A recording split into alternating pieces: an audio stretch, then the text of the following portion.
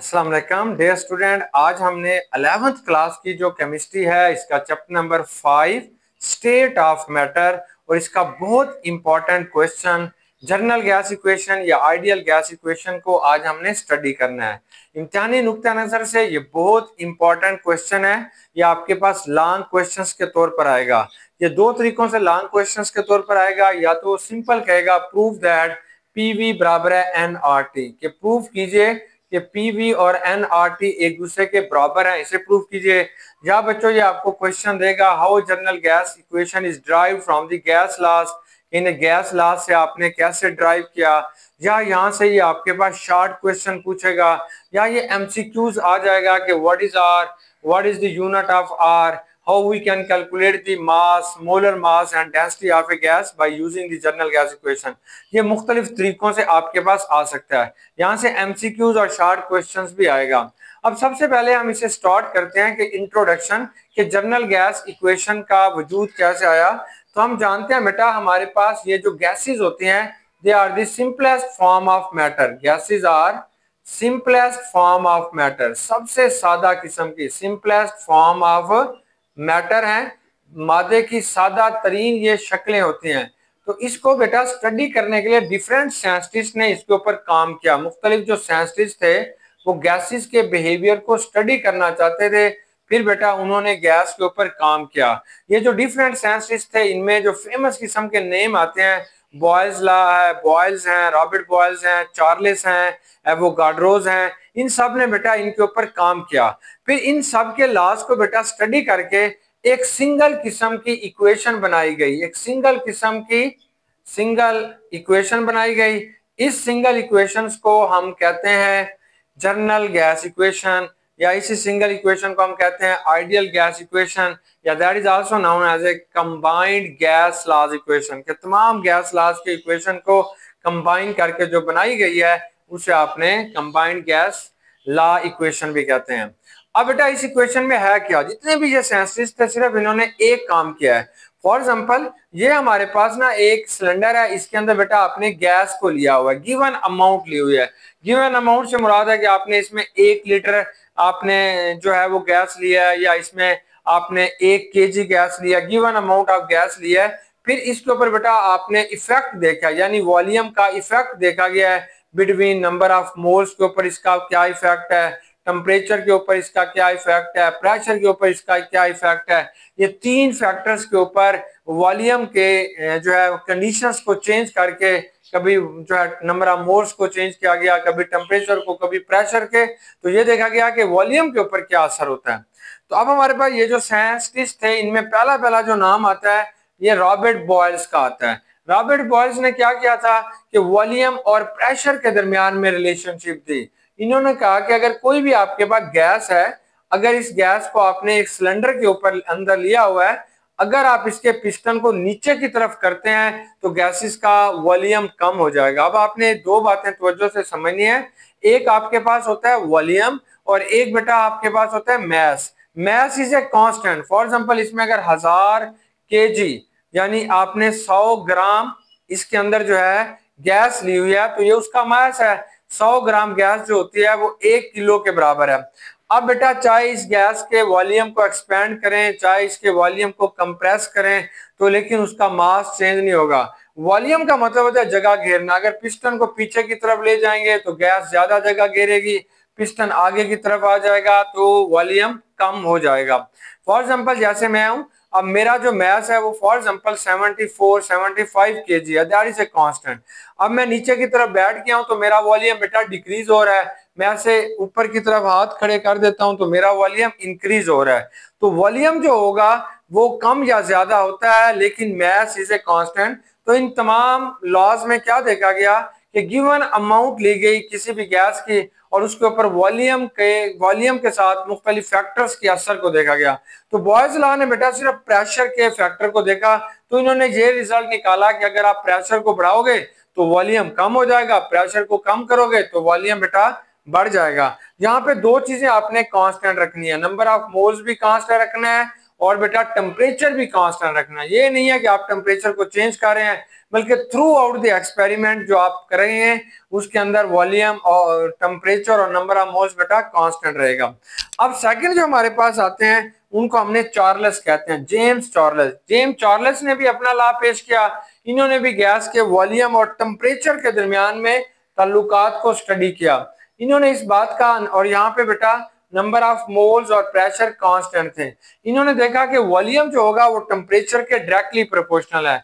मतलब अगर आप किसी भी सिलेंडर के अंदर गैस आपके पास मौजूद है, जैसे ये सिलेंडर के अंदर गैस है, इसका टेम्परेचर 10 डिग्री सेंटीग्रेड है, आपने इसका टेम्परेचर 20 डिग्री सेंटीग्रेड कर दिया, बढ़ा दिया, तो इसका वॉल्यूम भी क्या हो जाएगा, बढ़ जाएगा। अगर इसका टेम्परेचर आप कम करेंगे तो इसका वॉल्यूम भी क्या हो जाएगा बेटा, कम हो जाएगा। इसकी एग्जांपल देखें, जैसे आपके पास एक बलून है, गुब्बारा आपने एक लिया हुआ है, इसके अंदर आपने हवा को भर लें, फिर इसी बलून को आप गर्म पानी के अंदर रखें। कोई बलून है, गर्म पानी के अंदर रखेंगे तो वो फैल जाएगा, आपको फैलता हुआ नजर आएगा। उसी बलून को उठा के फिर आप ठंडे पानी के अंदर रखें तो वो सुकड़ता हुआ नजर आएगा।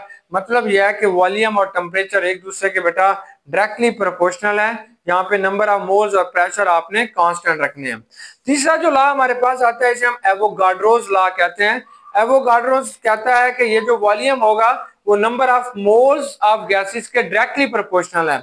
यहाँ पे बेटा टेम्परेचर और प्रेशर आपने कांस्टेंट रखने हैं। नंबर ऑफ मोल से क्या मुराद है, उसकी अमाउंट। फॉर एग्जांपल बेटा ये आपके पास एक सिलेंडर है, इसके अंदर सिर्फ आपने 1 मोल गैस ली हुई है। 1 मोल जो आपने इसके अंदर गैस ली हुई है वो कार्बन डाइऑक्साइड है, और इसका जो वॉल्यूम है वो इतना है। अब 1 मोल कार्बन डाइऑक्साइड 44 ग्राम के बराबर होती है। अब इसके अंदर आपने 1 मोल गैस और डाल दिया। जब 1 मोल गैस और डाल रहे हैं तो इसका मतलब यह है कि आपने 44 ग्राम इसके अंदर कार्बन डाइऑक्साइड और इंटर कर दिया है। जब 44 ग्राम इसके अंदर और इंटर हो जाएगी तो इसका वॉल्यूम भी बढ़ जाएगा। तो एवोगाड्रोस ने ये कहा कि जितना ज्यादा उसके अंदर मोल्स इंटर करते जाएंगे उतना ज्यादा बेटा उसका वॉल्यूम जो होगा वो इंक्रीज होता जाएगा। That is known as Avogadro's law. अब जनरल गैस इक्वेशन क्या है कि इन्हीं तीनों लॉज को अगर इकट्ठा करके एक इक्वेशन बना ली जाए या कंबाइंड फॉर्म बना ली जाए तो that is known as a general gas equation.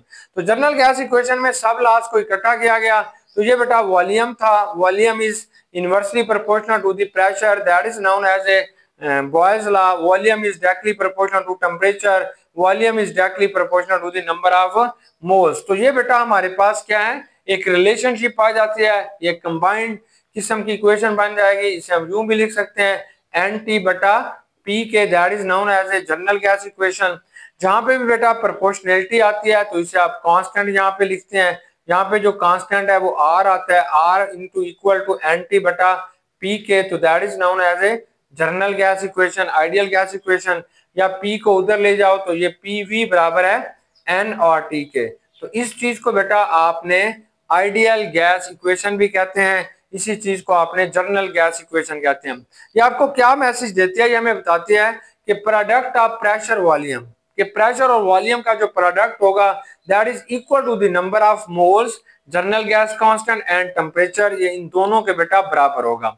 अब बाकी चीजें तो इसमें वेरिएबल हैं, लेकिन R जो आपको नजर आ रहा है that is a constant value, constant value. अब आपने जान लें कि कांस्टेंट किसे कहते हैं। कांस्टेंट उसे कहेंगे जो थ्रू आउट यानी हमेशा के लिए उसकी वैल्यू चेंज नहीं होती, that is known as a constant. For example बेटा अगर आपके पास फॉर एग्जांपल जैसे हमारे पास कोई भी चीज है, एक अंडा, एक जो है वो आपके पास कांस्टेंट है। जहां पे भी एक आएगा वो सिर्फ एक ही होगा, एक से ज्यादा नहीं होगा, तो इसे आपने कांस्टेंट वैल्यू कहते हैं। मतलब आपने जो भी प्रेशर इस्तेमाल करेंगे R की वैल्यू वही रहेगी, वॉल्यूम जो भी करोगे R की वैल्यू वही रहेगी, एंड नंबर ऑफ मोल जितने मर्जी ले लो R की वैल्यू चेंज नहीं होगी, टेम्परेचर जितना मर्जी ले लो R की वैल्यू चेंज नहीं होगी। तो it's mean it is a constant value, ये हमारे पास एक कांस्टेंट वैल्यू होती है। अब क्वेश्चन आता है कि R की वैल्यू डिपेंड किस पे करती है। R की वैल्यू जो है वो किस चीज पे डिपेंड करती है, किस चीज पे डिपेंड नहीं करती। तो आपने बेटा तवज्जो से इसे देखना है कि R की वैल्यू जो डिपेंड करेगी वो यूनिट्स पे करेगी। यूनिट्स पे, कौन से यूनिट्स, जो आपने वॉल्यूम के लिए यूनिट इस्तेमाल किया उस पर डिपेंड करेगी, जो प्रेशर के लिए यूनिट इस्तेमाल किया उस पर डिपेंड करेगी, जो आपने टेम्परेचर के लिए यूनिट इस्तेमाल किया ये उस पर डिपेंड करेगी। मोस्टली ये बेटा वॉल्यूम और प्रेशर के यूनिट्स पे डिपेंड करती है। नंबर ऑफ मोल्स और टेम्परेचर जो होते हैं वो आपके पास कांस्टेंट रहते हैं। इंडिपेंडेंट किस पे होती है, ये किस चीज पे आर की एमसीक्यूज आएगा कि आर की वैल्यू किस चीज पे इंडिपेंडेंट है, तो ये वैल्यू से मुराद है मिकदार पे। तो ये वैल्यू आपने वॉल्यूम एक दफा 1 लीटर लिया, इससे कोई फर्क नहीं है, दूसरी दफा आपने 5 लीटर ले लिया, कोई फर्क नहीं है, ये कांस्टेंट है। प्रेशर एक दफा बेटा आपने 5 ATM लिया, दूसरी दफा 10 ATM लिया, इसकी वैल्यू कांस्टेंट है। नंबर ऑफ मोल्स आपने 5 मोल लिए, 10 मोल लिए, ये कांस्टेंट है। तो ये सिर्फ और सिर्फ बेटा इंडिपेंडेंट होती है वैल्यूज पे कि इनकी वैल्यूज आपने कितनी ले ली है, लेकिन ये डिपेंड करती है यूनिट्स पे। तो इसके आर के दो तरह की बेटा आपके पास वैल्यूज होती हैं। अगर आपने वॉल्यूम, अगर बेटा ये जो वॉल्यूम होता है ये आपने डेसीमीटर क्यूब में लिया हुआ है, और ये जो प्रेशर होता है वो आपने एटीएम के अंदर लिया हुआ है, एटमॉस्फेरिक प्रेशर में लिया हुआ है, तब ये जो आर की वैल्यू हमारे पास आएगी वो 0.0821 0.0 ये 821 0.0 बेटा 821, ये आगे यही यूनिट लिखेंगे, डेसीमीटर क्यूब होगा, एटीएम होगा, और मोल पर मोल होगा और पर केल्विन होगा, ये इसका यूनिट बनेगा। अगर हमारे पास प्रेशर और वॉल्यूम दोनों को आपने, प्रेशर को आपने ले लिया एटीएम में, और ये जो वॉल्यूम है बेटा इसको आपने ले लिया डेसीमीटर क्यूब में, तो आर की वैल्यू होगी 0.0821 डेसीमीटर क्यूब एटीएम पर मोल पर केल्विन।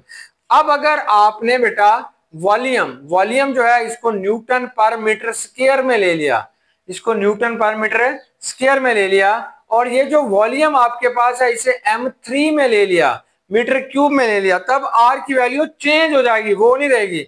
अब आर की वैल्यू क्या होगी, वे 8.31 हो जाएगी, ये न्यूटन पर मीटर स्क्वायर, ये M3 हो जाएगा, ये पर मोल और पर केल्विन ये बेटा दोनों में सेम है। अब ये इसमें से एक गया तो इसका जवाब आएगा 8.31 न्यूटन मीटर पर मोल पर केल्विन, ये आएगा। न्यूटन मीटर को बेटा आप जॉल भी कहते हैं, तो 8.31 जॉल पर मोल पर केल्विन ये आपके पास आएगा। अब आपको समझ आ गई होगी कि आर की जो वैल्यू होती है ये होती कांस्टेंट है, ये प्रेशर और वॉल्यूम पे डिपेंड नहीं करती, उनकी अमाउंट्स पे, उनकी वैल्यू पे डिपेंड नहीं करती। It only depend upon the units use for pressure and volume, कि प्रेशर और वॉल्यूम के लिए आपने कौन से यूनिट इस्तेमाल किए हैं, तो आर की वैल्यू बेटा उस पर डिपेंड कर रही है। अब आपने नेक्स्ट इसको देखना है कि इसकी एप्लीकेशंस क्या हैं, कि ये जो जनरल गैस इक्वेशन है इसको हम कहाँ कहाँ यूज करते हैं, तो इसकी बेटा मुख्तलिफ किस्म की एप्लीकेशंस हैं। सबसे पहले आपके पास आता है it can be used to calculate the number of moles, अगर किसी चीज के आपने नंबर ऑफ मोल्स कैलकुलेट करने हैं तो उसके लिए भी यूज कर सकते हैं। देखिए हमारी इक्वेशन होती है पीवी बराबर है एन आर टी के, ये जो एन है ये नंबर ऑफ मोल्स को जाहिर करती है। अगर कोई भी गैस आपको दिया गया जिसका प्रेशर भी है, वॉल्यूम भी है, टेम्परेचर भी है, तो आप उसके नंबर ऑफ मोल्स कैलकुलेट कर लेंगे, पीवी बटा आर टी के, ये वाला फार्मूला आप लगाएंगे तो उसका बेटा आप नंबर ऑफ मोल्स कैलकुलेट कर लेंगे। अब बेटा it can also use to calculate the mass of gas, अगर गैस का मास आपने कैलकुलेट करना है तो उसके लिए भी आप यूज करेंगे। कैसे, जैसे आपके पास नंबर ऑफ मोल्स क्या होती है, गिवन मास बटा मोलर मास, उसका गिवन मास क्या है, मोलर मास से डिवाइड कर दें, एन की वैल्यू आती है। अब दोबारा देखें, यहाँ पे लिखोगे पीवी बराबर है स्मॉल एम, गिवन मास है, बटा लार्ज एम, एम लिखेंगे आर टी के। आपने ये स्मॉल एम कैलकुलेट करना है, तो स्मॉल एम को इधर रहने दें, ये पीवी बटा लार्ज एम बटा आर टी के। अगर आप इस फार्मूले को यूज करते हैं तो we can calculate the given mass of a gas, उस गैस का बेटा आपने मास को कैलकुलेट कर सकते हैं। अगर बेटा आपने मोलर मास कैलकुलेट करना है, ये बड़ा एम कैलकुलेट करना है, तो वो भी कैलकुलेट करेंगे। वो कैसे करेंगे, तो वो आप लिखेंगे एम बराबर है, ये बड़ा एम है, ऊपर आपके पास आएगा एम आर टी बटा पी वी के। अगर हम इस इक्वेशन को यूज करते हैं तो we can calculate the molar mass of a given gas, जो भी गैस आपके पास है तो उसका आपने मोलर मास भी कैलकुलेट कर सकते हैं। नेक्स्ट बेटा आपके पास आती है डेंसिटी, तो इससे आपने डेंसिटी को भी कैलकुलेट कर सकते हैं। डेंसिटी क्या होती है, मास ओवर वॉल्यूम के। अब इस इक्वेशन को हम दोबारा लिख लेते हैं। ये इक्वेशन हमारे पास क्या है, पीवी बराबर है स्मॉल एम बटा बड़ा एम इंटू आर टी के। अब ये एम को इधर ले जाओ तो ये बनेगा पी एम, ये आएगा m ओवर v के बराबर है आर टी के। ये आपके पास आएगा बेटा एम वी को हम नीचे ले आए, ये एम को इधर ले आए, तो ये बन गया पी एम स्मॉल एम बटा आर टी के। ये जो एम ओवर वी हमने लिखा हुआ है that is known as a density, तो इस चीज को बेटा आप डेंसिटी कहते हैं। तो ये फार्मूला बन गया पी एम बराबर है डी इंटू आर टी के, ये डी इंटू आर टी के, डी को इधर ही रहने दें तो पी एम बटा आर टी के। तो आप इस इक्वेशन को यूज करके we can calculate the density of a given gas, कि कोई भी गैस आपको दी जा रही है उसका प्रेशर भी आपको पता है, उसका मोलर मास भी पता है, टेम्परेचर भी पता है, तो बेटा we can calculate its density. अब ये वाली सारी इक्वेशंस की हमने एप्लीकेशंस भी पढ़ ली। अब आपके पास एमसीक्यूज में ऐसे भी आ सकते हैं, right the general gas equation and discuss its various applications. अब लास्ट हमारी बात आती है वो है लिमिटेशंस, कि इस लॉ की क्या इस जनरल गैस इक्वेशंस की बेटा कोई लिमिटेशंस भी हैं या ये बिल्कुल परफेक्ट है? नहीं, ये बिल्कुल परफेक्ट नहीं है, बल्कि इसकी लिमिटेशन ही लिमिटेशंस हैं। लिमिटेशंस का मतलब है ये महदूद है। सबसे बड़ी लिमिटेशन ये है कि this general gas equation can be only use for ideal gas. तो ये सिर्फ और सिर्फ आप उन गैसेस के लिए यूज करते हैं जो कि आइडियल गैसेस होती हैं, आइडियल गैसेस के लिए आप इसे यूज कर रहे होते हैं। तो आपको एक मजे की बात बताऊं, इस कायनात के अंदर कोई गैस भी आइडियल गैस है नहीं है।